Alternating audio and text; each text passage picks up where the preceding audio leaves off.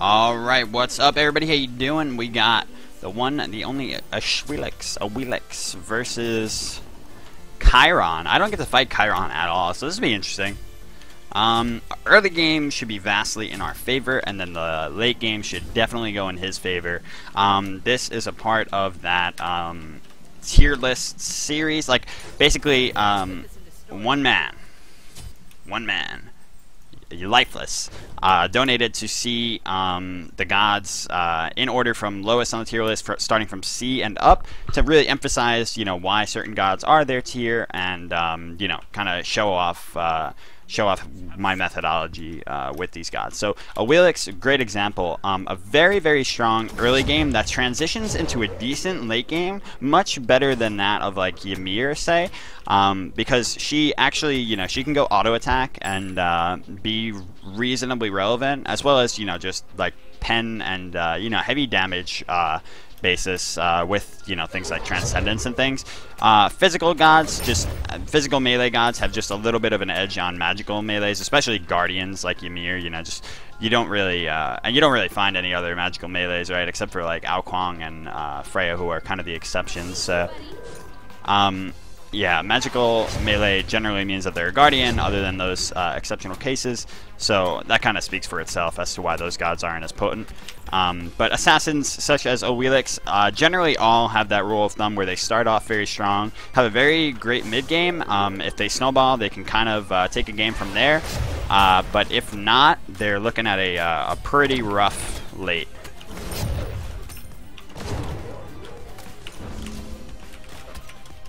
I think we should be able to kill him here if we get our 2 again, which we will now. Nice. Perfect. Alright, so exactly what we were looking for there. He did not get he did not get a pot, so we didn't get too much off of him, but a first blood, we'll take it, obviously. Especially one that, puts him pretty far behind. He's about a level down from us now. Awilix, level fucking 5, dude. It's just level anything up to the first, like, until you're like level 8, Awilix is unstoppable early. She will almost always find a way to get that initial kill if you try to engage her in the least bit. Zving used his dash there and tried to move in on me, and there was just no way. Even I was at lower health there. I popped my ultimate, got a little bit more attack speed and power, and just went the fuck in, The 2 just chunks so hard. Assuming that's what you're leveling, which you pretty much always should be leveling that on her, at least in Joust.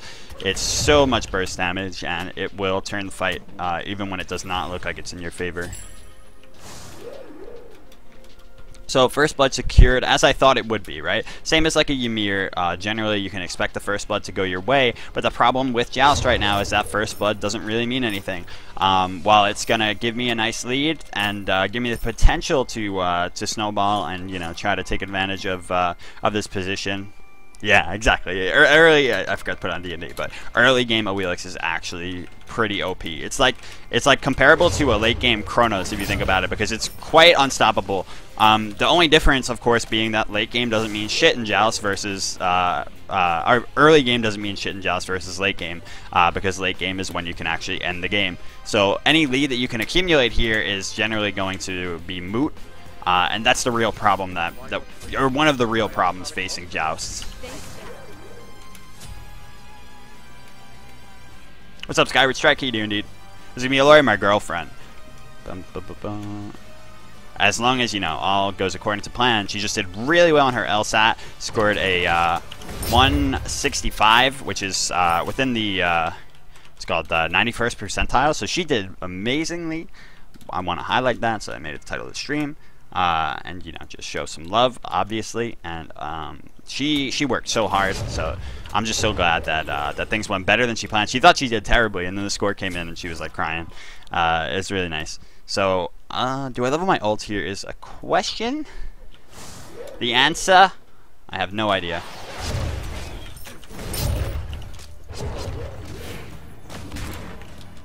I can't even go in on that, I don't think. Maybe, no, I think his ult will...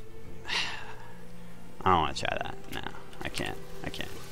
So, yeah, I'm actually not sure. Do I want to level the ult? I want to look at the stats on it. A little bit of damage increase, physical power increase. All right, I'll take it. I'll take it. It looks pretty. I mean, the physical power increase alone looks pretty promising to me.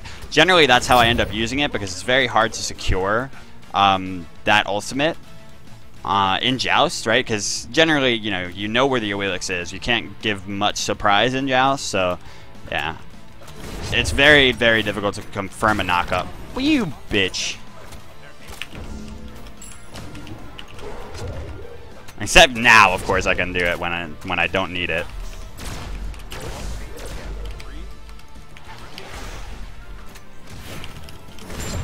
Get shit on.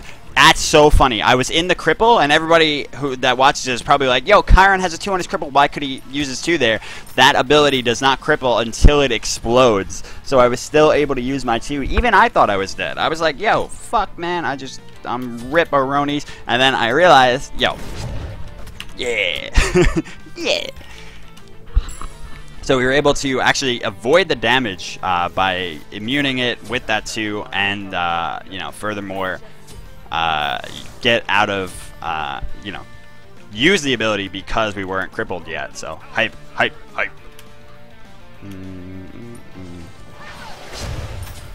Definitely want to level the 3 next because it's a decent amount of burst. Obviously, the 1 you're not going to try to use offensively very often because you don't want to risk using your escape unless you're completely all in. So you're definitely going to get more damage out of the 3 as a form of poke.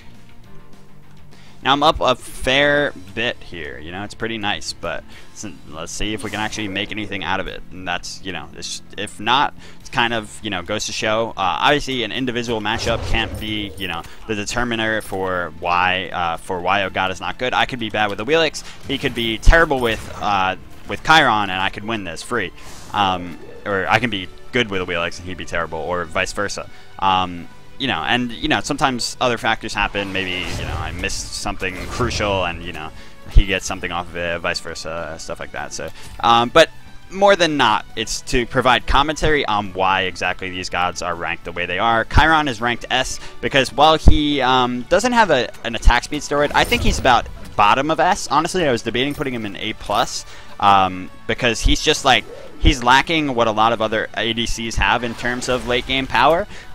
But he has knockback. He's got healing, which is very, very potent, except for against Opwash, where he gets absolutely destroyed. If you fight an Opwash with Chiron, it is GG from the start. 100%. I will never say anything more strongly than that. If the Opwash remotely knows how the god works, he will destroy it. So that's that.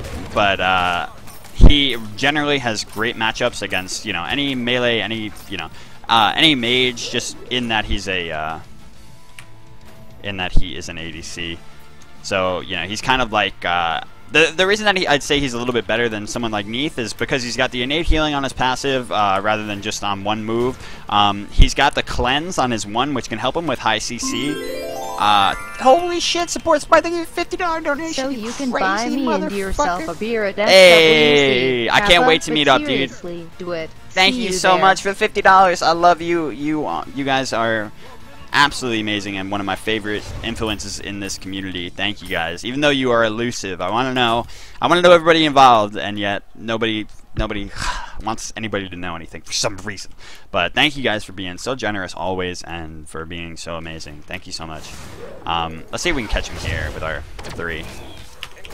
He turned back around. Fuck.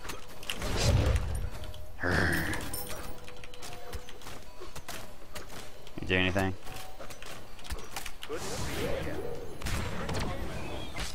Fuck, man. So much damage. Out of here.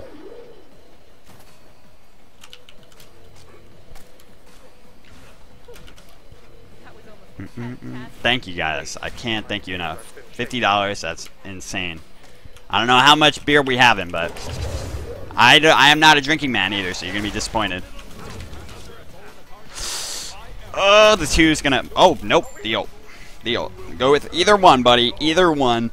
This is, generally what's gonna happen. I'm falling off now. I cannot seem to confirm enough damage onto him because he's got a Soul Eater.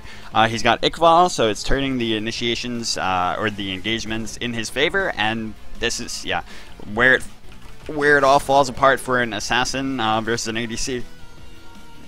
Except for, say, Mercury, but even Mercury, I would think, would lose this.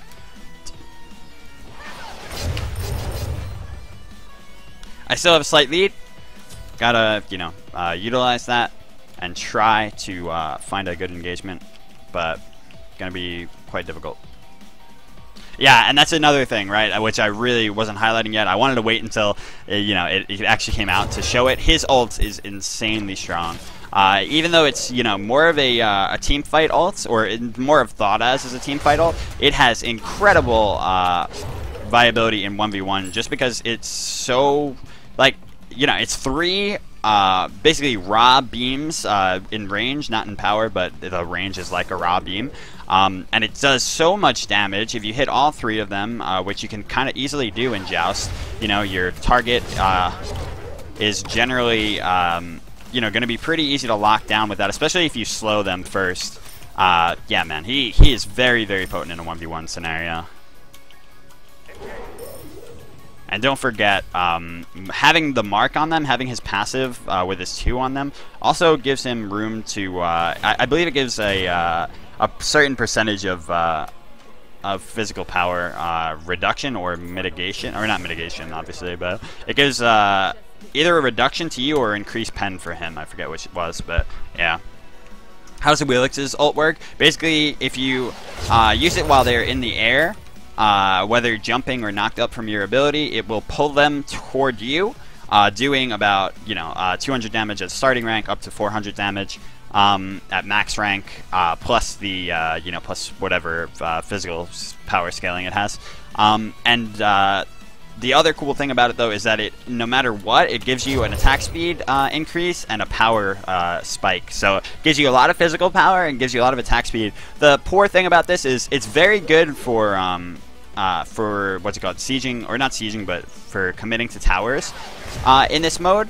But unfortunately, it can't really be relied on for 1v1 scenarios because it is, you know, it's so overcommitting, right? You know, the opponent obviously knows when you're going to go in if you use it with her, because, you know, you've just popped your ultimate. Even if you jump in and use it, it's so easy for them to disengage during that time that, you know, oh man. Unless you're fighting someone with no escape at all, she has, you know, very limited viability from her ultimate in a 1v1 scenario. So it kind of sucks.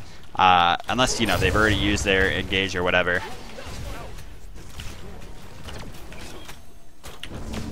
See, like here, I can try to use it, but no, it's just, look how much distance he's already, yeah, it's just not a good look, man. Unfortunately, this is just kind of how the cookie crumbles. We have gone full pen, we've gone, you know, defense. Transcendence can help here as well, but it's, you know, it's not going to do anything too differently than the, than what we've already gone is. So I'm going to go for auto attack, which is, you know, Awilix's kind of trump card going into the late. She has decent scaling with auto attacks. It's just the initiate here is so bad for us. He's an ranged auto attacker, and he's utilizing that, not putting himself in bad positions ever. Just fuck, man. I'll try with Blink, but you cannot get in safely on him. You just take too much poke. Zving is, you know, showing that he's at least you know, reasonably good with what's it called, ranged gods. He's hitting nearly all of his autos when I try to rush in, and just completely negating any engage potential that I have by getting me to near half. So Blink, the thing about Blink, like, if a god needs Blink to win initiations in Joust, it's generally a big flaw because, you know, obviously Blink's a long cooldown. You can't possibly have it up for every engage, and it's just, you know, it's not going to work out for you. In, you know, in every scenario. It could be decent in some, but yeah. I did try to, you know, we did more there. We did more there with a little bit of auto attack. I'm gonna try to blink in and hit him with the sweet bop here. We dodged all of those shots. Oh, but we could not get the final hit in, dude. I'm so salty. Wow.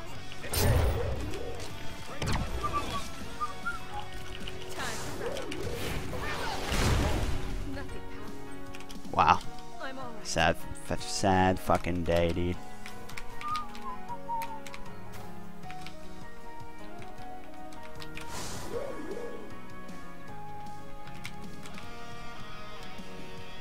Nope, you can just ignore me. Yay. Fuck. Ah, man. What a shame. Try the Executioner now. He just has so much disengage, and that ultimate is the ultimate disengage. Haha. Because obviously it grants him a second life if I do kill him. If he ends up killing me with the, you know, if I try to trade, go 1 for 1, he'll get a second life out of it, and obviously will not go 1 for 1. It'll go in his favor. And damn, man. When am I getting in this week? I'm getting in on the 6th at like 3. Is that late, dude? Because like, when are most people getting in? I've been hearing people getting in much earlier, and I'm so sad. I thought I'm getting there in, you know, getting in there pretty reasonably early, but apparently not. And, you know, people try hard. Fuck. I can't do it. I just can't, man. You can't. Granted, there was a wave there, but I have Nemian, and, you know, I gotta try for the element of surprise, but he can just turn around by the time I'm there, and I can't use my knockup. Sucks. Sucks, man. Yeah, Frostbound really not going to make a difference. Unfortunately, we're 2-2 here, and yet there's just not a lot Awilix can hope for. Try my best to get a return kill, but I doubt it. Move forward, but...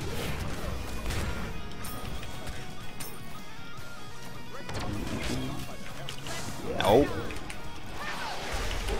Fuck, man. Like, he just endlessly kite her, and then she's just done. That's it. GG. Fuck, man. So that's Awilix versus Hunters. Honestly, one of the most difficult matchups in the game. For it's just, you know, constant. You try to initiate. If they know what they're doing, especially on a highly mobile, versatile god like Chiron, endlessly kite. Shit on everybody, man. GG. Fuck. Not shit on everybody, but shit on melees. Very, very hard.